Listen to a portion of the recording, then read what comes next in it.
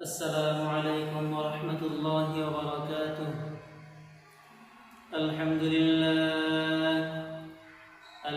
لله أستعينه وأستغفره ونؤمن به ونتوكل عليه ونعوذ بالله من شرور أنفسنا ومن سيئات أعمالنا. من يهد الله فلا مضل له ومن يضلل فلا هادي له ونشهد أن لا إله إلا الله وحده لا شريك له ونشهد أن سيدنا ومولانا محمدا عبده ورسوله. أما بعد فقد قال الله تعالى في كلامه المجيد وفرقانه الحميد: وقضى ربك ألا تعبدوا إلا إياه وبالوالدين إحسانا إما يبلغن عندك الكبر أحدهما أو كلاهما فلا تقل لهما أف ولا تنهرهما وقل لهما قولا كريما، أو كما قال الله تعالى في كلامه المجيد. الحمد لله. মুহতারাম হাজিরিন, আমরা সর্বপ্রথম সেই মহান রব্বুল আলামিনের কাছে অসংখ্য অগণিত শুকর ও সুজুদ আদায় করছি যে মহান রব্বুল আলামিন আমাকে আপনাকে আল্লাহ রব্বুল আলামিনের পবিত্র ঘর মসজিদে আসার তৌফিক এনায়েত করেছেন। এজন্য সকলে শুকরিয়া আদায় করি আলহামদুলিল্লাহ। আল্লাহ রব্বুল আলামিন বলেন, লা ইন শাকারতুম লা আযীদান্নাকুম, যদি তোমরা শুকরিয়া আদায় করো তাহলে আমি নিয়ামতকে বৃদ্ধি করে দেব। তো যাই হোক, আমরা আল্লাহ রব্বুল আলামিনের কাছে শুকরিয়া আদায় করেছি। মুহতারাম হাজিরিন, আজকে আমার বয়ানের মূল বিষয় হচ্ছে পিতামাতার উপর সন্তানের অধিকার সমূহ। আমাদের বর্তমান সমাজে অনেক পিতামাতা আমাদের কাছে আসেন, যারা অনেক সময় অভিযোগ করে যে হুজুর, আমার সন্তান আমার কথা মতো চলে না, আমার অবাধ্য হয়ে গেছে, আমার কথা মতো চলতেছে না। তো আজকে আমি আপনাদের মাঝে এই সন্তানের অধিকার সমূহ বলবো কোরআন এবং হাদিসের আলোকে, যে আলোচনার মাধ্যমে আপনি বুঝতে পারবেন আপনার সন্তান আপনার উপর কি কি অধিকার রাখে, যে অধিকারগুলো আপনি আদায় না করার কারণে আপনার সন্তান আপনার অবাধ্য হয়ে যাচ্ছে। তো আজকে আমি সেই বিষয়ে কথাবার্তা বলবো ইনশাআল্লাহ। তো সর্বপ্রথম, পিতামাতার উপর যে সন্তানের অধিকার সমূহ, সন্তান জন্মের আগে সন্তানের একটা অধিকার, এটা হচ্ছে সন্তানকে একটা ভালো মা উপহার দেওয়া। যেমন বুখারী শরীফের 5090 নং হাদিস, সেই হাদিসটা হচ্ছে عن أبي هريرة رضي الله عنه عن النبي صلى الله عليه وسلم قال: تنكح المرأة لأربع: لمالها ولحسبها ولجمالها ولدينها فاظفر بذات الدين. হযরত আবু হুরায়রা রাদিয়াল্লাহু তাআলা আনহু থেকে বর্ণিত, রাসূলুল্লাহ সাল্লাল্লাহু আলাইহি ওয়াসাল্লাম ইরশাদ করেন, মহিলাদেরকে বিবাহ করতে হয় চারটি জিনিস দেখে। এক নম্বর হচ্ছে লিমালিহা, তার ধন সম্পদ। 2 ওয়ালিহাসাবিহা, তার বংশমর্যাদা, এই মেয়েটা কেমন বংশের, বংশ ভালো দেখে তারপরে বিবাহ শাদী করা। 3 নম্বর বিষয় ওয়ালি জামালিহা, তার সৌন্দর্যতা। 4 নম্বর বিষয় ওয়ালি দীনিহা, তার দিনদারিত্ব।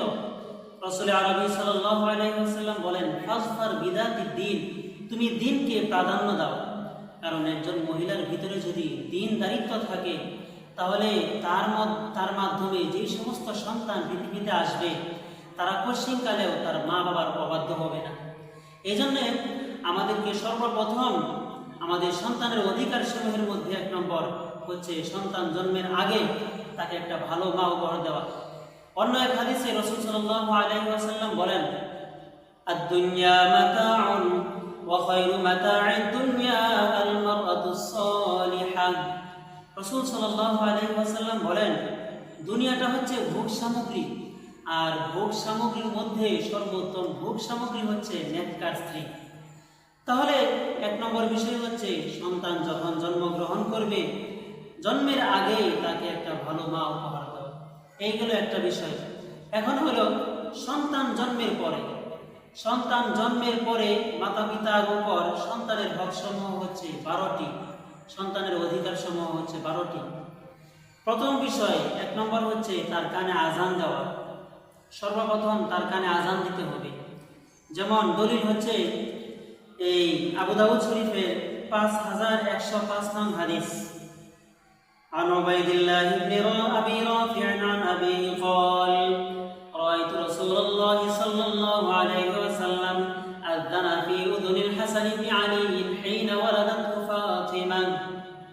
উবাইদুল্লাহ ইবনে আবি রাফি রাদিয়াল্লাহু তাআলা থেকে বর্ণিত, তিনি বলেন, আমি রাসূল সাল্লাল্লাহু আলাইহি ওয়াসাল্লামকে দেখেছি যখন হযরত হাসান রাদিয়াল্লাহু তাআলা জন্মগ্রহণ করেছেন, তখন রাসূল সাল্লাল্লাহু আলাইহি ওয়াসাল্লাম তার কানে আজান দিয়েছিলেন। তাহলে সর্বপ্রথম বিষয় হচ্ছে তার কানে আজান দেওয়া, এক নম্বর বিষয়। 2 নম্বর বিষয় তাহনিক করা। এখন আমাদেরকে বুঝতে হবে তাহনিক কি। তাহনিক হলো সন্তান যখন পৃথিবীতে আসবে, আসার পর একজন বুজুর্গ ব্যক্তির মাধ্যমে তাকে তাহনিক করানো। অর্থাৎ বুজুর্গ ব্যক্তির কাছে আপনি কোনো একটা জিনিস নিয়ে গেলেন, নিয়ে যাওয়ার পর একটা খেজুর নিয়ে গেলেন, ধরেন একটা খেজুর নিয়ে গেলেন, ওই খেজুরটা ওই বুজুর্গ ব্যক্তি চাবাইবে, চিবানোর পরে ওই যে একটু লালা এই বাচ্চার মুখে দিয়ে দিবে। তাতে কি হবে যে যখন এই সন্তান বড় হবে, ওই বুজুর্গ ব্যক্তির কিছুটা আলামত তার মধ্যে প্রকাশ পাবে। যেমন দলিল হচ্ছে যে বুখারী শরীফের 5467 নং হাদিস, عن أبي موسى رضي الله عنه قال ولد لي غلام فأتيت به النبي صلى الله عليه وسلم فسماه إبراهيم فحنكه بتمرة ودعا له بالبركة ودفعه إلي وكان أكبر ولد أبي موسى। হযরত আবু মুসা আশআরী রাদিয়াল্লাহু তাআলা আনহু তিনি বলেন, উলিদ লি গুলামুন, আমার একজন সন্তান হয়। ফাতাইতু বিহিন নবী সাল্লাল্লাহু আলাইহি ওয়াসাল্লাম, এই সন্তানকে আমি রাসূল আরবী সাল্লাল্লাহু আলাইহি ওয়াসাল্লামের কাছে নিয়ে আসি। ফাহান্নাকাহু বিতামরাতিন, অতঃপর রাসূল সাল্লাল্লাহু আলাইহি ওয়াসাল্লাম একটি খেজুরের মাধ্যমে তাহনিক করলেন। ফাসাম্মাহু ইব্রাহিম, অতঃপর এই ছেলের নাম রাখেন ইব্রাহিম। ওয়াদাফাহু ইলাইয়া, অতঃপর সেই সন্তানকে আমার কাছে আমার কুলে দিয়ে গেলেন। ওই রাবী বলেন যে আবু মুসা রাদিয়াল্লাহু তাআলা বলেন, ওয়াকান আকবর ওলিদা আবি মুসা, আর এই সন্তানটা হচ্ছে হযরত আবু মুসা আশআরী রাদিয়াল্লাহু আনহুর বড় সন্তান। তাহলে এই সন্তান জন্মের পর দ্বিতীয় বিষয় হচ্ছে তাকে তাহনিক করানো। 3 নম্বর বিষয় তার জন্য বরকতের দোয়া করা। 3 নম্বর বিষয় কি? তার জন্য বরকতের দোয়া করা। যেমন আবু দাউদ শরীফের 5106 নং হাদিস, عن عروة عن عائشة رضي الله تعالى عنها قالت كان رسول الله صلى الله عليه وسلم يؤتى بالصبيان فيدعو لهم بالبركة।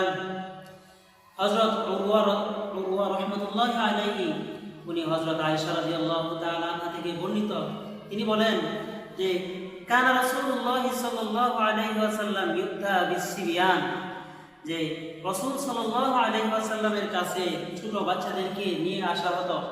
ফায়াদউ লাহুম বিল বারাকা, তিনি তাদের জন্য বরকতের দোয়া করে দিতেন। তাহলে সন্তান জন্মের পর তৃতীয় বিষয় হচ্ছে তার জন্য বরকতের দোয়া করা। 4 নম্বর বিষয় আকিকা করা। সন্তান জন্মগ্রহণের পরে তার জন্য আকিকা করা। দলিল এই নাসাই শরীফের 4220 নং হাদিস, عن سمرة بن جندب عن رسول الله صلى الله عليه وسلم قال كل غلام رهين بعقيقته تذبح عنه يوم سابعه وتسمى। যে হযরত সামরা ইবনে জুনদুব রাদিয়াল্লাহু তাআলা থেকে বর্ণিত, রাসূল সাল্লাল্লাহু আলাইহি ওয়াসাল্লাম বলেন, কুল্লু গুলামিন রহিন বিআকিকাতিহি, প্রত্যেকটা সন্তান আকিকার সাথে সম্পৃক্ত। তুযবাহু আনহু ইয়াওমা সাবিহি, সপ্তম দিনে তার জন্য আকিকা করা হয়। তাহলে 4 নম্বর বিষয় হচ্ছে তার জন্য আকিকা করা। 5 নম্বর বিষয় ইসমে জামিল, তার জন্য একটা সুন্দর নাম রাখা। যেমন বাইহাকী শরীফের হাদিস যে সাহাবায়ে কেরামগণ রাসূল সাল্লাল্লাহু আলাইহি ওয়াসাল্লামকে জিজ্ঞাসা করলেন, قد علمنا حق الوالد فما حق الولد يا رسول الله, যে হে আল্লাহর রাসূল, আমরা তো পিতামাতার হক সম্পর্কে জানলাম, কিন্তু সন্তানের অধিকার সমূহ কি? যে একজন পিতার উপর সন্তানের অধিকার কি? রাসূল আরবী সাল্লাল্লাহু আলাইহি ওয়াসাল্লাম বলেন, আইয়ুহসিনা ইসমুহু ওয়া ইউহসিন আদাবাহু, যে সন্তান জন্মগ্রহণের পর তার একটা সুন্দর নাম রাখা, তার একটা সুন্দর নাম রাখা এবং তাকে আদব শিক্ষা দেওয়া। এটা হলো 5 নম্বর বিষয়। 6 নম্বর বিষয় হচ্ছে এই সুশিক্ষায় শিক্ষিত করা। দলিল আবু দাউদ শরীফের 495 নং হাদিস, عن عمرو بن شعيب عن أبيه عن جده قال مروا أولادكم بالصلاة وهم أبناء 7 سنين واضربوهم وهم أبناء 10 سنين। হযরত আমর ইবনে শুআইব উনি তার পিতা থেকে এবং তার পিতা তার দাদা থেকে বর্ণনা করেন যে রাসূল সাল্লাল্লাহু আলাইহি ওয়াসাল্লাম বলেন, মুরু আওলাদাকুম বিসসালাহ, তোমরা তোমাদের সন্তানদেরকে নামাজের তাগিদ দাও। ওহুম আবানা, নামাজের আদেশ করো। মুরু, তোমরা আদেশ করো। আওলাদাকুম, তোমাদের সন্তানদেরকে। ওহুম আবানা ও 7 সিনিন, যখন তাদের 7 বছর বয়স হয়। ওয়াজরিবুহুম ওহুম আবানা ও 10 সিনিন, যখন 10 বছর হয় তখন তাদেরকে নামাজের জন্য প্রহার করো। আমাদের সমাজে আমাদের মধ্যে অনেক মানুষ আমরা এমন আছি, আমরা তো নিজেরা নামাজ পড়ি না, আমাদের ছেলে মেয়েদেরকে কোনো সময় নামাজের তাকিদও দেই না। রাসূল সাল্লাল্লাহু আলাইহি ওয়াসাল্লাম বলেন যে প্রত্যেকটা মানুষ দায়িত্বশীল। কুল্লুকুম মাসউলুন ওয়া কুল্লুকুম মাসউলুন আন রাইয়াতিহি, যে তোমরা প্রত্যেকেই দায়িত্বশীল আর প্রত্যেকেই তোমাদের দায়িত্ব সম্পর্কে জিজ্ঞাসিত হবে। সুতরাং আমরা যারা পিতা মাতা আছি, আমাদের দায়িত্ব, আমাদের অধীনে আছে আমাদের সন্তানাদি। সুতরাং এই সন্তানাদি আমার কথা মতো চলে কিনা এই বিষয়টা খেয়াল রাখতে হবে। তাহলে 6 নম্বর বিষয় তাকে সুশিক্ষায় শিক্ষিত করা। 7 নম্বর বিষয় তাকে দ্বীনি তালিম দেওয়া। দলিল 5027 নং হাদিস, বুখারী শরীফের 5027 নং হাদিস। عن عثمان عن النبي صلى الله عليه وسلم قال خيركم من تعلم القرآن وعلمه। হযরত উসমান রাদিয়াল্লাহু আনহু বলেন যে রাসূল সাল্লাল্লাহু আলাইহি ওয়াসাল্লাম বলেছেন, তোমাদের মধ্যে সর্বোত্তম ওই ব্যক্তি যে কোরআন শিক্ষা করে এবং অপরকে শিক্ষা দেয়। তাহলে 7 নম্বর বিষয় হচ্ছে তাকে দ্বীনি শিক্ষায় শিক্ষিত করা। 8 নম্বর বিষয় জমি বা সম্পদ সমানভাবে বন্টন করে দেওয়া। যেমন নু'মান ইবনে বাশির রাদিয়াল্লাহু তাআলা আনহু, ওনার পিতা এসে রাসূল সাল্লাল্লাহু আলাইহি ওয়াসাল্লামের কাছে বললেন, ইয়া রাসূলুল্লাহ, আমি আমার সম্পত্তিকে নু'মানের জন্য অক্ষ করে দিতে চাই, আপনি সাক্ষী থাকেন, আমি আমার সমস্ত সম্পদ এই নু'মানের নামে আমি দিয়ে দিলাম। রাসূল সাল্লাল্লাহু আলাইহি ওয়াসাল্লাম বললেন, তোমার কি অন্যান্য সন্তানাদি আছে? তখন এই নু'মান রাদিয়াল্লাহু তাআলা আনহুর পিতা বললেন, হ্যাঁ, আমার অন্যান্য সন্তানাদি আছে। তখন রাসূল আরবী সাল্লাল্লাহু আলাইহি ওয়াসাল্লাম বললেন, তাহলে আমি পশ্চিমকালেও তোমার উপর আমি কসম খেতে পারবো না, তোমার সাক্ষী হতে পারবো না, কারণ তোমার যে সন্তানাদি আছে সমস্ত সন্তানাদিদের মধ্যে তোমাকে সমান ভাগে সম্পদ বন্টন করে দিতে হবে। তাহলে 8 নম্বর বিষয় হচ্ছে কি তাদের মধ্যে সমান ভাগে সম্পদ বন্টন করে দেওয়া। তাহলে 10 নম্বর বিষয় হচ্ছে যখন একজন সন্তানের প্রাপ্তবয়স্ক হয় তখন তাকে বিয়ে দিয়ে দেওয়া। যেমন রাসূল সাল্লাল্লাহু আলাইহি ওয়াসাল্লাম বলেন, ইয়া মাশারাশ শাবাব মান ইসতাতা'a মিনকুমুল বা'ata ফালইতাযাওয়াজ ফাইন্নাহু আghaddu লিল-বাসারি ওয়া আহসানুল ফারজ। রাসূল আরবী সাল্লাল্লাহু আলাইহি ওয়াসাল্লাম বলেছেন, হে যুব সমাজ, তোমাদের মধ্যে যে সামর্থ্য রাখে সে যেন বিবাহ শাদী করে নেয়। ফাইন্নাহু আগাদ্দু লিল বাসার, কেননা সেটা চক্ষুকে অবনত রাখে, ওয়া আহসানু লিল ফারজ, এবং লজ্জাস্থানকে হেফাজত করে। ওয়া মান লাম ইস্তাতি' ফাআলাইহি বিসওম, আর যে ব্যক্তি বিবাহ শাদী করতে সক্ষম না সে যেন রোজা রাখে। আমাদের সমাজে অনেক মানুষ এমন রয়েছে যাদের সন্তানাদি অনেক বড় হয়ে গিয়েছে, কিন্তু সন্তানাদি বড় হওয়ার পর এই সন্তানাদির হক সমূহের মধ্যে একটা হক হচ্ছে তাকে প্রাপ্তবয়স্ক হলে বিবাহ শাদী করে দেওয়া। একজন সন্তান যখন সে প্রাপ্তবয়স্ক হয়, প্রাপ্তবয়স্ক হওয়ার পর সে যদি তার পিতামাতা যদি তাকে বিবাহ শাদী না করায়, তাহলে এই সন্তান যত গুনাহ করবে তার পিতামাতাও সে গুনাহের ভাগী হবে। তাহলে এই বিষয়ের মাধ্যমে আমরা বুঝলাম যখন একজন সন্তান প্রাপ্তবয়স্ক হয় তখন সাথে সাথে তাকে বিবাহ শাদী করিয়ে দেওয়া। 10 নম্বর বিষয়, তাদের মতকে প্রাধান্য দেওয়া। বিবাহ শাদীর ক্ষেত্রে তাদের মতকে প্রাধান্য দেওয়া। যেমন রাসূলুল্লাহ সাল্লাল্লাহু আলাইহি ওয়াসাল্লামের যুগের এক ঘটনা, এক ব্যক্তি তার মেয়েকে তার মেয়ের অনুমতি ছাড়াই বিবাহ দিয়ে দেয়। তখন এই মেয়ে রাসূল সাল্লাল্লাহু আলাইহি ওয়াসাল্লামের কাছে আসলেন, আসার পর বলতেছেন, ইয়া রাসূলুল্লাহ, আমার পিতা আমার সম্মতি ছাড়া আমাকে বিবাহের জন্য এক জায়গায় প্রস্তাব দিয়ে দিয়েছে, কিন্তু আমি এই বিবাহের মধ্যে সম্মতি প্রকাশ করছি না।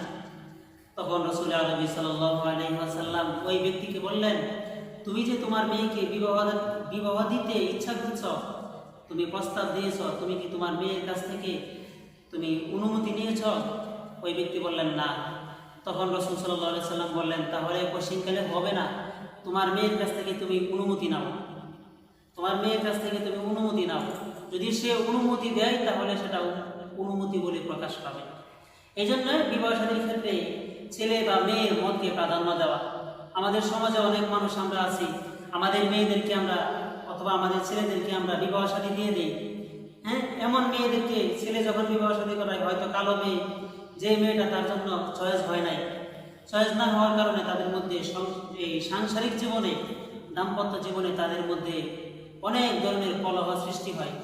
এই জন্য এই বিষয়টা থেকে আমাদের দূরে থাকতে হবে। আর 10 নম্বর বিষয় হচ্ছে কি, তাদের মতকে প্রাধান্য দেওয়া। 11 নম্বর বিষয়, ভরণ পোষণের দায়িত্ব নেওয়া। আপনার ছেলে মেয়ের ভরণ পোষণের দায়িত্ব আপনাকে নিতে হবে।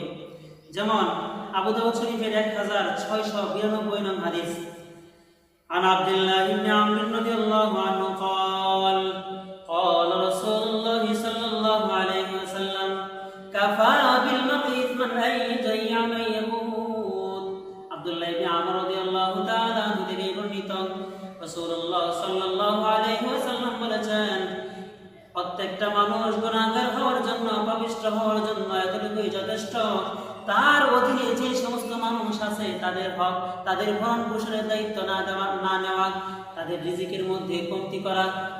তাহলে 11 নম্বর বিষয় হচ্ছে ভরণ পোষণের দায়িত্ব নেওয়া। সন্তানের ভরণ পোষণ আপনাকেই দিতে হবে। এটা হলো 11 নম্বর বিষয়। 12 নম্বর বিষয় হচ্ছে তাদের জন্য বদদোয়া না করা। আমাদের সন্তানাদি যারা আছে অনেক সময় অনেক ভুল বেয়াদবি করে, আমরা কি করি, তাদেরকে বদদোয়া দেই। রাসূল সাল্লাল্লাহু আলাইহি ওয়াসাল্লাম নিষেধ করেছেন।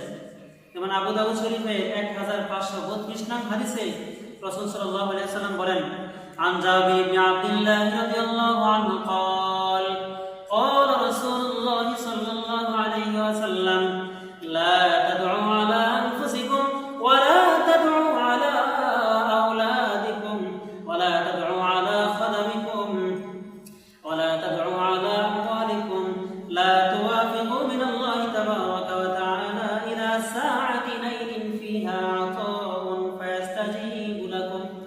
যে রাসূল সাল্লাল্লাহু আলাইহি ওয়াসাল্লাম বলেন, তোমরা তোমাদের নিজেদেরকে বদদোয়া করো না, তোমাদের সন্তানাদিদেরকে তোমরা বদদোয়া করো না, তোমাদের সম্পদকে তোমরা বদদোয়া করো না, তোমাদের খাদেম যারা আছে তাদেরকে বদদোয়া করো না। কারণ তোমার বদদোয়ার সময়টা এমন হতে পারে যে এই সময় দোয়া করলে আল্লাহ তাআলা দোয়া কবুল করে নেবেন। এই জন্য সন্তানাদিদেরকে বদদোয়া না করা। আমাদের সমাজে অনেক মানুষ আছে, সন্তান একটা ভুল করলে আমরা বদদোয়া দিয়ে দিই। সাবধান, এই সমস্ত বদদোয়া থেকে দূরে থাকবেন। তো মোহতারাম হাজিরিন, এই আলোচনার মাধ্যমে আমরা বুঝতে পারলাম একজন সন্তান ভূমিষ্ঠ হওয়ার পূর্বে এবং পরে মোট 13টা বিষয়। 1 নম্বর বিষয় হচ্ছে সন্তান জন্মগ্রহণের পূর্বে একটা, সন্তান জন্মের পরে 12টা, সন্তান জন্মগ্রহণের আগে হচ্ছে একটা, যে তাকে ভালো একটা মা উপহার দেওয়া। সন্তান জন্মগ্রহণের পরে হচ্ছে 12টা, তার কানে আজান দেওয়া। 2 নম্বর বিষয় তাহনিক করা। 3 নম্বর বিষয় দোয়া করা, বরকতের দোয়া করা। 4 তার জন্য আকিকা করা। 5 নম্বর বিষয় তার একটা সুন্দর নাম রাখা। 6 নম্বর বিষয় তাকে সুশিক্ষায় এই তরবিয়ত শিক্ষা দেওয়া, দিনী তরবিয়ত শিক্ষা দেওয়া। 7 নম্বর বিষয় দিনী শিক্ষায় শিক্ষিত করা। 8 নম্বর বিষয় সম্পদ সমান ভাগে বন্টন করে দেওয়া। 9 নম্বর বিষয় তাদের প্রাপ্তবয়স্ক হলে তাদেরকে বিবাহ শাদীর ব্যবস্থা করিয়ে দেওয়া। 10 নম্বর বিষয় যে তাদের মতকে, বিবাহ শাদীর ক্ষেত্রে তাদের মতকে প্রাধান্য দেওয়া। 11 নম্বর বিষয় তাদের ভরণ পোষণের দায়িত্ব নেওয়া। 12 নম্বর বিষয় তাদেরকে কোনো সময় বদদোয়া না করা। আল্লাহ রাব্বুল আলামিন আমাদের প্রত্যেকটা মা বাবাকে আমাদের সন্তানদের হক আদায় করা তৌফিক দান করুন, আমিন। ওয়া আখিরু দাওয়ানা আলহামদুলিল্লাহি রাব্বিল আলামিন।